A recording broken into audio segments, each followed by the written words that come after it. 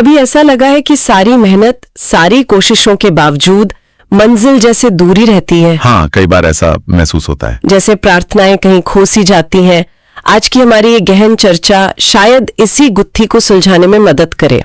हम एक ऐसे सिद्धांत पर बात करेंगे जो कहता है कि दिक्कत शायद मेहनत में नहीं बल्कि हमारी ऊर्जा की कंपन यानी वाइब्रेशन में है। बिल्कुल, वाइब्रेशन एक बहुत ही दिलचस्प कॉन्सेप्ट है। इसके लिए हमने लिमिटलेस भारत यूट्यूब चैनल के एक वीडियो ट्रांसक्रिप्ट को खंगाला है जिसका शीर्षक है law of vibration, Why LOA isn't enough anymore। अच्छा, ये सामग्री बताती है कि आकर्षण का नियम यानी लॉ ऑफ अट्रैक्शन तब तक अधूरा है जब तक हम कंपन के नियम यानी लॉ ऑफ वाइब्रेशन को नहीं समझते। सही बात है। मतलब LOA एक हिस्सा है, पूरा पिक्चर नहीं। हाँ, और ये कोई एकदम नई बात नहीं है बल्कि इसमें क्वांटम भौतिकी और हजारों साल पुराने भारतीय ज्ञान जिसे चेतना की तरंग कहा गया उसका संगम दिखता है। बिल्कुल सही। इस सामग्री का मुख्य तर्क है कि ब्रह्मांड हमारी इच्छाओं पर नहीं बल्कि हमारी कंपन की आवृत्ति, हमारी फ्रीक्वेंसी पर प्रतिक्रिया देता है। फ्रीक्वेंसी पर? हाँ, हमारी हर सोच, हर भावना, हर विश्वास एक ऊर्जा है, एक खास तरह की कंपन है। आज हम इसी कंपन के रहस्य को समझने की कोशिश करेंगे। यह है क्या, काम कैसे करती है, और सबसे जरूरी, हाँ सबसे जरूरी, हम अपनी कंपन को सचेत रूप से बदलकर अपने जीवन के अनुभवों को कैसे बदल सकते हैं। और ये भी देखेंगे कि कैसे हमारे प्राचीन ऋषियों का ज्ञान आधुनिक विज्ञान की खोजों से मेल खाता है। तो चलिए इस दिलचस्प विषय की गहराई में उतरते हैं। देखते हैं कि अपनी चेतना को सही फ्रीक्वेंसी पर कैसे लाया जाए, जैसा कि ये सामग्री हमें बताती है। जरूर। तो सबसे पहले ये कंपन या वाइब्रेशन आखिर है क्या चीज? ये विचार कहाँ से आया? सामग्री हमें सीधे प्राचीन भारतीय दर्शन की ओर ले जाती है। हाँ बिल्कुल। जैसे वेदों का महावाक्य सर्वम खलविदम ब्रह्मा, यानी सब कुछ ब्रह्मा है, एक ही परम चेतना। और ये चेतना स्थिर नहीं है, ये लगातार स्पंदित हो रही है, कंपन कर रही है। एकदम सही। और कश्मीरी शैव दर्शन के स्पंदन शास्त्र का भी विशेष उल्लेख है इसमें। स्पंदन शास्त्र? हाँ, स्पंद का अर्थ ही कंपन है। ये शास्त्र कहता है कि ये पूरा ब्रह्मांड एक महाकंपन का ही रूप है। हर वस्तु, हर जीव, यहाँ तक कि हर विचार की अपनी एक विशिष्ट कंपन होती है। हर विचार की भी? जी हाँ।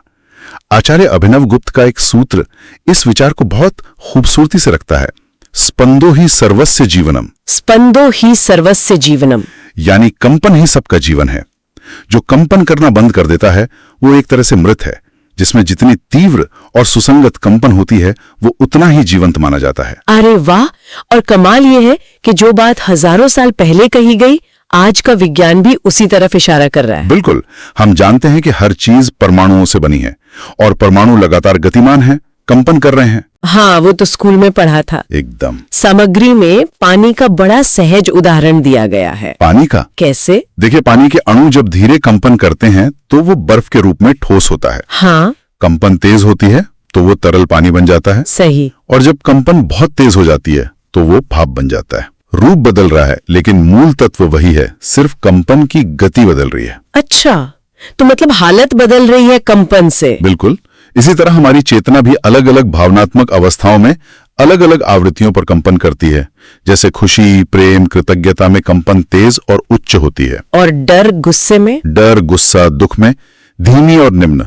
हम अपनी इस सुनने की क्षमता की वजह से सिर्फ एक सीमित रेंज 20 से 20,000 हर्ट्ज की कंपन यानी आवाज ही सुन पाते हैं। हाँ, वो ऑडिबल रेंज। पर इसका मतलब ये नहीं कि दूसरी कंपनें मौजूद नहीं हैं, वो बस हमारे सुनने की रेंज से बाहर हैं। तो अगर सब कुछ कंपन ही है तो इसका हमारे जीवन पर असर कैसे पड़ता है? मूल सिद्धांत क्या है? मूल सिद्धांत जैसा इस सामग्री में समझाया गया है वो ये है कि ब्रह्मांड एक विशाल प्रतिध्वनि कक्ष या कह लीजिए एक आईने की तरह है। आईने की तरह? हाँ। हम जिस तरह की ऊर्जा, जिस तरह की कंपन बाहर भेजते हैं अपने विचारों, भावनाओं, विश्वासों के जरिए, ब्रह्मांड उसी तरह की ऊर्जा और परिस्थितियों को हमारी ओर वापस भेजता है। जैसे एक्शन का रिएक्शन? कुछ वैसा ही, पर ऊर्जा के स्तर पर। रेडियो का उदाहरण बहुत सटीक लगता है। हाँ, वो मिसाल अच्छी थी। अगर हमें 98.3 FM सुनना है तो हमें अपने रेडियो को उसी फ्रीक्वेंसी पर ट्यून करना होगा। हम 92.7 FM पर रहकर 98.3 FM के गाने नहीं सुन सकते। बिल्कुल नहीं। इसी तरह अगर हम अपने जीवन में प्रेम, सफलता या शांति चाहते हैं तो तो हमें अपनी आंतरिक कंपन को उन चीजों की फ्रीक्वेंसी से मिलाना होगा, अपनी ट्यूनिंग बदलनी होगी। अच्छा, तो ये आंतरिक कंपन हमारे बाहरी अनुभवों को आकार देती है। सामग्री में शरीर के 7 मुख्य चक्रों का भी जिक्र है, उनका इससे क्या संबंध है? हाँ, चक्रों की अवधारणा यहाँ महत्वपूर्ण हो जाती है। भारतीय योग परंपरा के अनुसार ये 7 चक्र हमारे ऊर्जा शरीर के मुख्य केंद्र हैं, जो रीढ़ के साथ स्थित हैं। जी। हर चक्र की अपनी एक विशिष्ट कंपन आवृत्ति और कार्यक्षेत्र होता है। जैसे मूलाधार चक्र, जो सबसे नीचे है, वो धीमी आवृत्ति पर कंपन करता है और सुरक्षा व स्थिरता से जुड़ा है। और सबसे ऊपर वाला? वो सहस्रार चक्र सबसे तेज आवृत्ति पर कंपन करता है और उच्च चेतना से जुड़ा है। सामग्री के अनुसार जब ये चक्र संतुलित होते हैं तो ऊर्जा बिना रुकावट के बहती है। हमारी समग्र कंपन सुसंगत मतलब कोहेरेंट होती है और जीवन में चीजें ज्यादा आसानी से होती महसूस होती हैं। और अगर ये चक्र असंतुलित हो तो मतलब कंपन गड़बड़ा जाए तो? मतलब है कि कोई चक्र या तो जरूरत से ज्यादा सक्रिय है या कम सक्रिय है, जिससे हमारी समग्र कंपन की लय बिगड़ जाती है। अच्छा। सामग्री का तर्क है कि ऐसी स्थिति में बाहरी तौर पर हम चाहे कितनी भी कोशिश कर लें, हमें रुकावटें महसूस हो सकती हैं, क्योंकि हमारी अपनी ऊर्जा प्रणाली ही उस सफलता या सहजता की फ्रीक्वेंसी पर नहीं है जिसे हम पाना चाहते हैं। ओ, तो मतलब अंदर से ही गड़बड़ है। हाँ, ये ऐसा है जैसे गाड़ी का इंजन ठीक से ट्यून ना हो तो वो पूरी क्षमता से नहीं चल पाएगी। और शायद इसीलिए मंत्रों की शक्ति पर इतना जोर दिया गया है। सामग्री बताती है कि ऋषि मुनियों ने ध्वनि की शक्ति को समझा था। बिल्कुल, उन्होंने ये जान लिया था कि विशेष ध्वनियों और शब्दों में ऊर्जा को प्रभावित करने की अद्भुत क्षमता होती है। सच में? जी हाँ, हर मंत्र को एक खास तरीके से डिजाइन किया गया है ताकि वो एक विशिष्ट आवृत्ति पर कंपन करें और हमारे ऊर्जा क्षेत्र पर खास प्रभाव डालें। ओम का उदाहरण बहुत दिलचस्प है। हाँ, ओम का जाप तो बहुत लोग करते हैं। वैज्ञानिक अध्ययनों में पाया गया है कि ओम के उच्चारण से उत्पन्न कंपन की आवृत्ति लगभग 7.83 हर्ट्ज होती है, जो पृथ्वी की अपनी प्राकृतिक आवृत्ति शुमन रेजोनेंस के बहुत करीब है। अरे वाह, ये तो पता नहीं था। ऐसा माना जाता है कि इस मंत्र का जाप हमें ब्रह्मांडीय ऊर्जा से जोड़ता है। इसी तरह गायत्री मंत्र या अन्य बीज मंत्रों को चेतना को शुद्ध करने और एक उच्च सकारात्मक आवृत्ति पर ले जाने के लिए एक तरह से वैज्ञानिक तकनीकों की तरह देखा जा सकता है। तो ये प्राचीन ज्ञान हुआ। आधुनिक विज्ञान, खासकर क्वांटम भौतिकी, इस कंपन के विचार से कैसे जुड़ती है? क्वांटम भौतिकी ने हमारे पदार्थ और ऊर्जा को देखने का नजरिया ही बदल दिया है। ये बताती है कि सबसे सूक्ष्म स्तर पर कण और तरंगें एक ही चीज के 2 रूप हैं। सब कुछ मूलतः ऊर्जा ही है। हाँ, E=mc² वाला कॉन्सेप्ट। बिल्कुल। सामग्री एल्बर्ट आइंस्टाइन के एक प्रसिद्ध कथन का हवाला देती है, जो शायद इस विचार का सार है। Everything is energy. Match the frequency of the reality you want and you cannot help but get that reality. This is physics. मतलब हर चीज ऊर्जा है। जिस वास्तविकता को आप चाहते हैं उसकी आवृत्ति से मेल खाएं और आपको वही वास्तविकता मिलेगी। ये भौतिकी है। जी, ये सिर्फ फिलॉसफी नहीं, फिजिक्स है, ऐसा उनका मानना था। तो इसका मतलब ये हुआ कि हमारे विचार, हमारी भावनाएं, हमारे विश्वास, ये सिर्फ दिमागी चीजें नहीं हैं, बल्कि ये वास्तविक ऊर्जा तरंगे हैं जो हमारी कंपन की स्थिति तय करती हैं। हाँ, यही इस सामग्री का केंद्रीय विचार है। हमारी आंतरिक दुनिया बाहरी दुनिया को बना रही है कंपन के माध्यम से, और इसे मापने की कोशिश भी हुई है। मापने के? कैसे? डॉक्टर डेविड हॉकिंस के चेतना के मानचित्र, मैप ऑफ कॉन्शियसनेस का उल्लेख है, जहां उन्होंने भावनाओं और चेतना के स्तरों को 1 से 1000 के पैमाने पर मापा है। अच्छा। जैसे स्वीकृति, तर्क, फिर प्रेम जो 500 पर है, शांति 600 पर। सामग्री कहती है कि 500 से ऊपर की कंपन वाले लोग अक्सर अपने जीवन में असाधारण सफलता, रचनात्मकता और आध्यात्मिक अनुभव पाते हैं। कमाल है। और एक बहुत महत्वपूर्ण सूत्र जो सामग्री बार बार दोहराती है, भावना ही रहस्य है। Feeling is the secret. हाँ, ये बहुत महत्वपूर्ण है। हमारी भावनाएं ही हमारी कंपन तय करती हैं। इसे शायद हम खुद भी महसूस कर सकते हैं ना? बिल्कुल। बस कुछ पल शांत बैठकर अपनी सांसों पर और दिल की धड़कन पर ध्यान दें तो अंदर कैसी भावना चल रही है इसका अंदाजा लग जाता है। बिल्कुल। भावनाएं हमारी कंपन की आवृत्ति का सबसे स्पष्ट संकेत है। सोच शायद सतह पर हो, लेकिन भावना गहराई में होती है और वही हमारी असली फ्रीक्वेंसी सेट करती है। तो अब हम सबसे अहम हिस्से पर आते हैं। अगर हमारी कंपन इतनी महत्वपूर्ण है और हमारी भावनाएं उसे तय करती हैं, तो हम अपनी कंपन को सचेत रूप से बदल कैसे सकते हैं? हाँ, ये सबसे प्रैक्टिकल सवाल है। सामग्री में कई अभ्यास बताए गए हैं। क्या हम कुछ प्रमुख और सबसे प्रभावी तरीकों पर बात कर सकते हैं? जरूर। सामग्री कई तरीके सुझाती है, लेकिन कुछ मूलभूत सिद्धांत और अभ्यास हैं जिन पर ज्यादा जोर दिया गया है। इन्हें हम कुछ श्रेणियों में देख सकते हैं। पहला है मानसिक और भावनात्मक जागरूकता। जागरूकता मतलब अवेयरनेस। जी। पहला कदम है ये जानना कि हमारी वर्तमान कंपन कैसी है। एक सरल तरीका सुझाया गया है। दिन में कई बार, शायद हर घंटे, एक रिमाइंडर लगाकर 2 मिनट के लिए रुकें। बस 2 मिनट? हाँ, और ईमानदारी से जांचें फिर पिछले घंटे में आपके मन में किस तरह के विचार और भावनाएं हावी रहीं, सकारात्मक या नकारात्मक।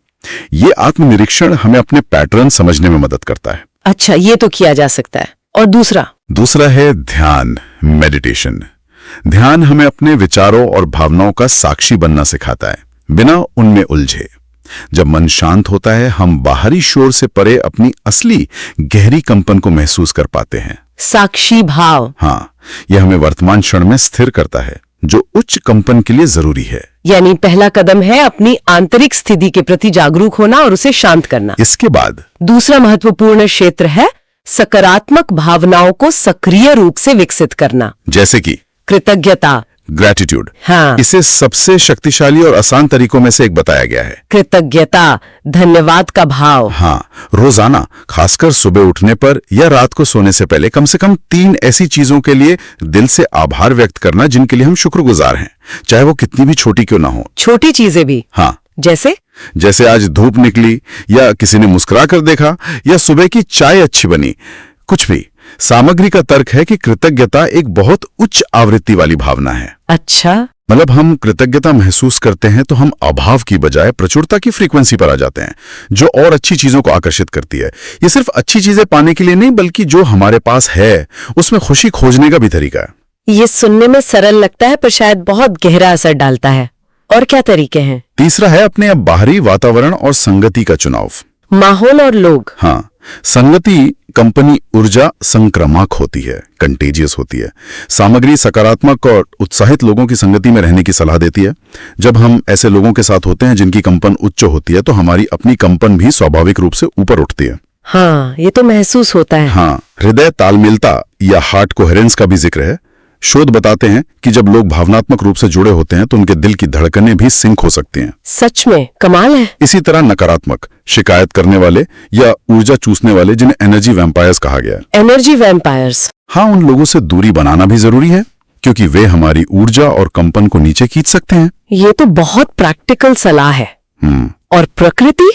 हाँ, प्रकृति से जुड़ाव, नेचर कनेक्शन। प्रकृति में एक स्वाभाविक संतुलन और उच्च कंपन होती है। पेड़ों के पास समय बिताना, उनकी कंपन आवृत्ति लगभग 6-8 हर्ट्ज अल्फा ब्रेन वेव के समान बताई गई है। अच्छा। पानी के पास या बस धूप में कुछ समय बिताना हमारी कंपन को स्वाभाविक रूप से शांत और उन्नत कर सकता है। प्रकृति हमें रीसेट करने में मदद करती है। तो जागरूकता, कृतज्ञता, सही संगति और प्रकृति, ये तो जीवन में उतारे जा सकने वाले ठोस कदम लगते हैं।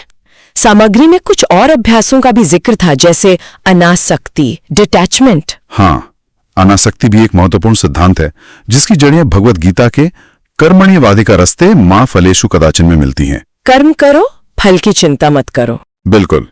इसका मतलब है अपना कर्म पूरी योग्यता और निष्ठा से करना, लेकिन परिणाम से अपनी भावनात्मक शांति को न जोड़ना। जब हम परिणाम के प्रति अनासक्त होते हैं तो हम बाहरी सफलता या असफलता से अपनी आंतरिक कंपन को ज्यादा प्रभावित नहीं होने देते। ये स्थिरता देता है। हाँ, भावनात्मक स्थिरता। सामग्री ये भी कहती है कि अगर नकारात्मक लोगों या परिस्थितियों से बच नहीं सकते तो मानसिक अनासक्ति विकसित करें, उनकी नकारात्मकता को अपने ऊपर हावी ना होने दें। ये मुश्किल है पर जरूरी है। और शरीर की भाषा बदलने का भी सुझाव था। क्या सीधे बैठने या मुस्कुराने से वाकई कंपन बदल सकती है? सामग्री के अनुसार हाँ, हमारा शरीर और मन जुड़े हुए हैं, इंटरकनेक्टेड हैं। Body mind connection. बिल्कुल।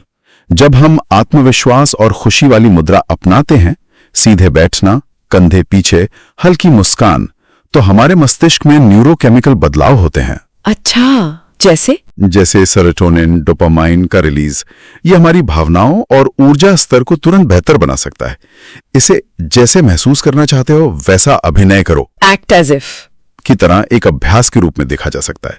Fake it till you make it. हाँ, एक तरह से, पर एक सचेत अभ्यास के तौर पर जो धीरे धीरे हमारी वास्तविक भावना और कंपन को बदल सकता है।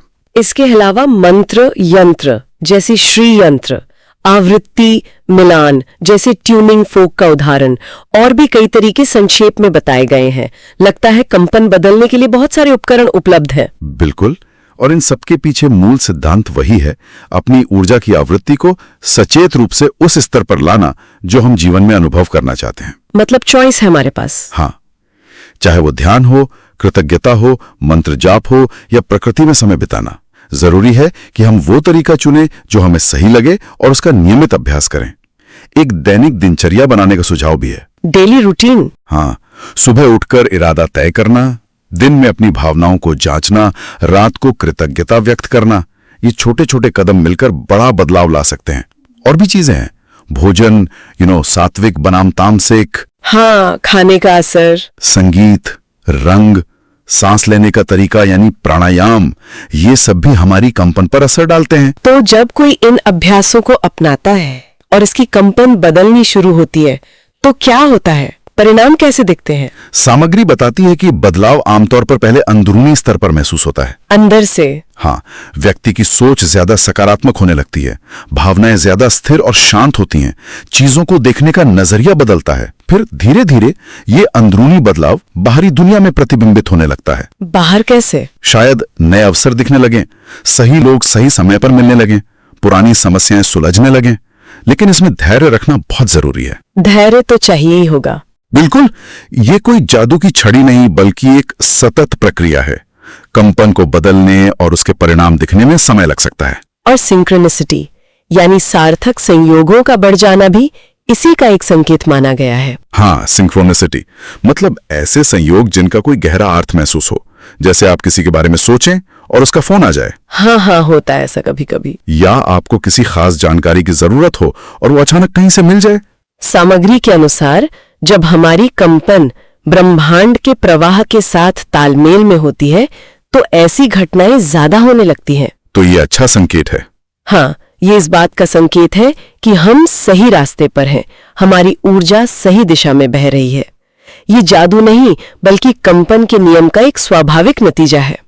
एक बहुत महत्वपूर्ण बात, चुनौतियों या मुश्किल समय का सामना करते हुए अपनी कंपन बनाए रखना, इसे ही असली साधना कहा गया है। बिल्कुल, जब सब कुछ अच्छा चल रहा हो तब सकारात्मक रहना आसान है।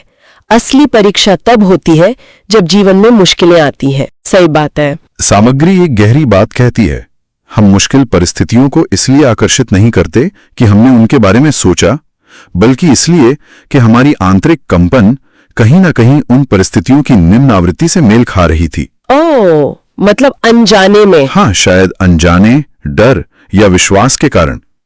इसलिए जब चुनौती आए तो प्रतिक्रिया में अपनी कंपन को और गिराने के बजाय पहला कदम होना चाहिए अपनी आंतरिक स्थिति को संभालना। कैसे? शांत होना, वर्तमान में आना, अपनी शक्ति को महसूस करना, फिर उस स्थिर अवस्था से समाधान खोजना ज्यादा प्रभावी होता है। पहले खुद को संभालना, फिर स्थिति को। बिल्कुल। और ये सब सिर्फ हमारे व्यक्तिगत जीवन तक ही सीमित नहीं है। हमारी कंपन का असर सामूहिक चेतना पर भी पड़ता है, कलेक्टिव कॉन्शियसनेस। हाँ, ये एक बहुत सुंदर विचार है। हम सब एक ऊर्जा क्षेत्र में जुड़े हुए हैं। हमारी व्यक्तिगत कंपन न सिर्फ हमें बल्कि हमारे आसपास के लोगों और माहौल को भी प्रभावित करती है। सच में? जी। एक व्यक्ति जो प्रेम, शांति और करुणा की उच्च कंपन में स्थित है, वो अपने आसपास भी उसी ऊर्जा का प्रसार करता है। सामग्री कहती है कि इतिहास में ऐसे कई संत और महात्मा हुए हैं जिनकी उपस्थिति मात्र से हजारों लोगों का कल्याण हुआ, क्योंकि उनकी कंपन अत्यंत शुद्ध और शक्तिशाली थी। हाँ, सुना है ऐसा। जब हम अपनी कंपन को ऊंचा उठाते हैं तो हम न केवल अपना जीवन बेहतर बनाते हैं, बल्कि अनजाने में ही सही दुनिया को भी एक बेहतर जगह बनाने में अपना योगदान देते हैं। ये तो बहुत बड़ी बात है। तो आज की इस चर्चा का सार यही निकलता है कि हमारा जीवन काफी हद तक हमारी अपनी आंतरिक कंपन का ही आईना है। जैसा कि स्रोत में एक जगह कहा गया है, you don't get what you want, you get what you are. आपको वो नहीं मिलता जो आप चाहते हैं, बल्कि आपको वो मिलता है जो आप हैं, आपकी होने की अवस्था, आपकी कंपन। जानकारी हासिल करना पहला कदम है, लेकिन असली बदलाव इसे जीने, अनुभव करने और लगातार अभ्यास करने से आता है। बिल्कुल। ये सारे अभ्यास और सिद्धांत सिर्फ बौद्धिक जानकारी बनकर न रह जाएं, इन्हें जीवन में उतारना ही कुंजी है। हाँ, अमल करना जरूरी है। अपनी कंपन को सचेत रूप से चुनकर और उसे ऊंचा उठाकर हम न केवल अपने अनुभवों को बदल सकते हैं, बल्कि अपने आसपास की दुनिया पर भी सकारात्मक असर डाल सकते हैं। ये सामग्री हमें याद दिलाती है कि हम अपनी क्षमता से कहीं ज्यादा शक्तिशाली हैं।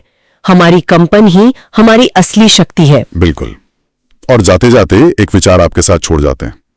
क्या हो अगर हम कंपन के इस नियम को सिर्फ अपनी इच्छाएं पूरी करने या जीवन को बेहतर बनाने के एक उपकरण की तरह ना देखें? मतलब? क्या हो अगर इसे गहराई से समझना हमारे अस्तित्व के अनुभव को ही मौलिक रूप से बदल दे? हर पल को, हर अनुभव को, चाहे वो सुखद हो या चुनौतीपूर्ण, एक अलग नजरिए से जीने का तरीका सिखा दे। इस पर सोचिएगा जरूर। ये गहरा सवाल है, सोचने वाली बात है। अगली बार तक अपनी कंपन पर ध्यान दें। धन्यवाद। नमस्कार।